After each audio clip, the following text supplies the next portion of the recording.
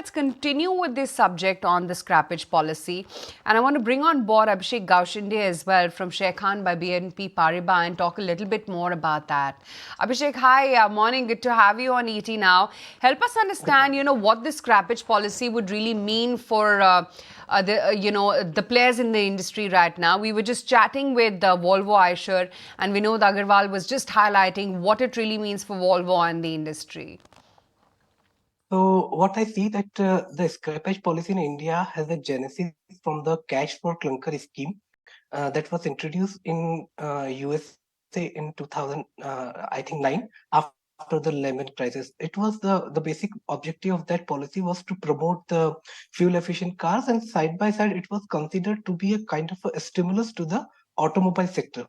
Now, when this scrappage policy has been introduced, or the talks for this scrappage policy in India has started, the investment community or the market has considered it to be a similar kind of a stimulus or a cash for clunker kind of a scheme.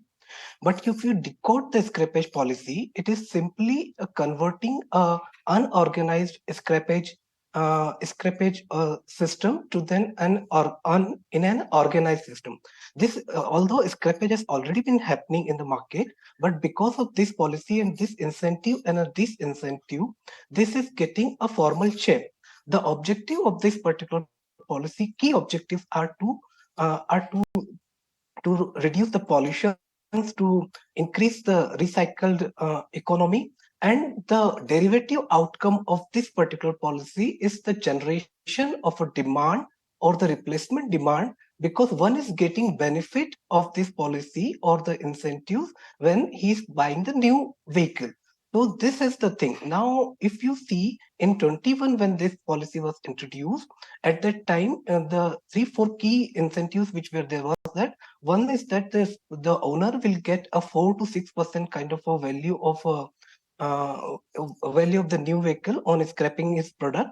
Second is that he will get registration fee waiver, and third is that a rebate on the road tax, which was up to 25%, varying from state to state. And along with that, it was expected that OEMs will come out with up to 5% kind of a discount to the new buyers. And now, yesterday, whatever we have seen that in CV case it is up to 3%, or in the PV's case it is up to 1.5% kind of a discount, which OEMs are ready to disburse. So this is the combination of incentives, and second is that disincentives in terms of the fitment tests and the higher registration charges are all there. So this is not a stimulus scheme or stimulus package that we should have to consider. It is a scheme which is a combination of these incentives and incentives, and it is not only dependent on the age of the vehicles. It is more dependent on the fitment of the vehicles, and which varies from vehicle to vehicles, or the state to state, or from the owners to owners. So it is right that the Right. outcome is the yes. So, Abhishek, where does this 10-year compulsive policy for scrapping fit in then? One side, you are coming with a scrapping policy with some benefits. And then Yes. there's a 10-year compulsive scrapping policy which is at play. I mean, won't they conflict? I'll say it is a state. I think you're talking about the Delhi, but in general, based on this scrappage policy, it is giving a 15-year end of a life to the CVs, and I think after 8 years, this CVs has to go for a annual fitment test. So as far as the products are fit according to the regulatory body, you will not allow means force them to scrap the product. So the second point which I was liking to highlight is that it is a voluntary policy. It is not a mandatory policy.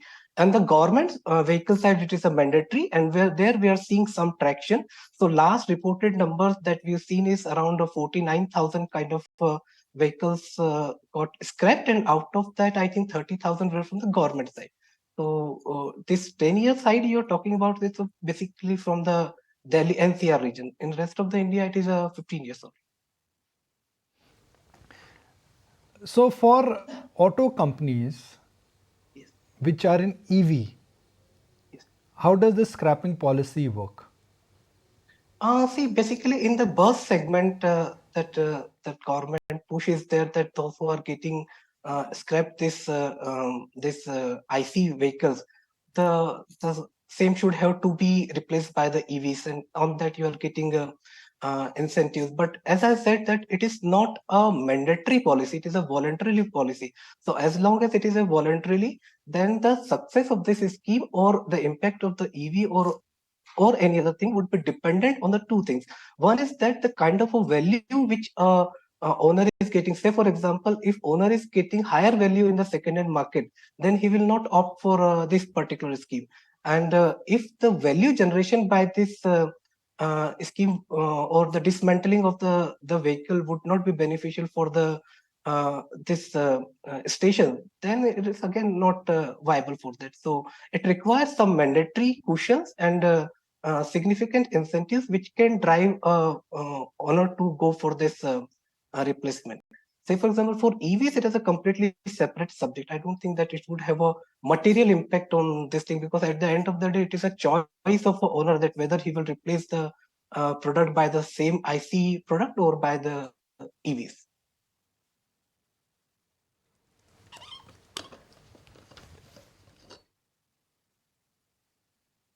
On that note, appreciate you taking the time out and giving us a view as to what exactly this move means for some of the players, the CV industry, as well as for the space as a whole for the government. On that. If you like this video, then like, share and subscribe to ET Now.